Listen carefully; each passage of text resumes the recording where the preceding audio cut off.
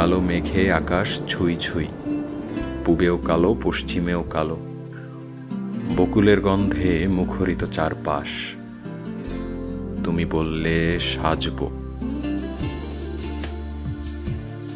মালিনীরা তুলছে বকুল, দাসীরা বাটছে চন্দন, আর অন্য দাসীরা ছুটছে গোলাপের পাপড়ি আর দুগ্ধ নিয়ে।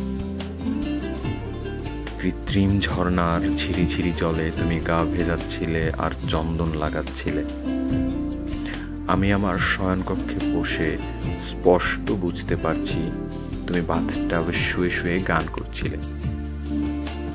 চন্দনের সুরভিত ঘ্রাণ, সাথে তোমার গুনগুনানি গান, আর আকাশের কালো মেঘ, সাথে গাছেদের ঝিরিঝিরি বাতাস, সবকিছুই যেন তোমাকে দেখার জন্য আমাকে উতলা করে দিচ্ছিল।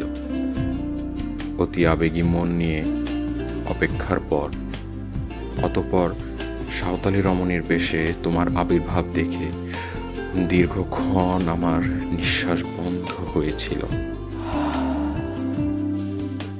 কিন্তু তোমার শ্বেতবর্ণের পায়ের নুপুরের রিমিঝিমি শব্দ শুনে আমার খেয়াল হলো যে কপালে তুমি কালো টিপও পড়েছ।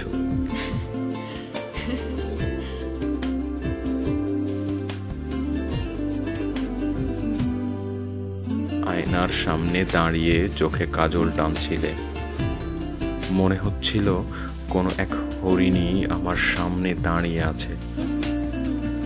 তোমার দুহাতের কাচের চুরির শব্দের সাথে ঝিরিঝিরি বাতাস আর ঝিরিঝিরি বৃষ্টি এক নতুন সুর তৈরি করলো মনে। সর্বশেষ তোমার হাতের স্পর্শে আমার মনে এক নতুন নৃত্য নেচে উঠল। আর তখন হৃদয়কে তোমার ভালোবাসায় সঁপে দিয়েছিলাম।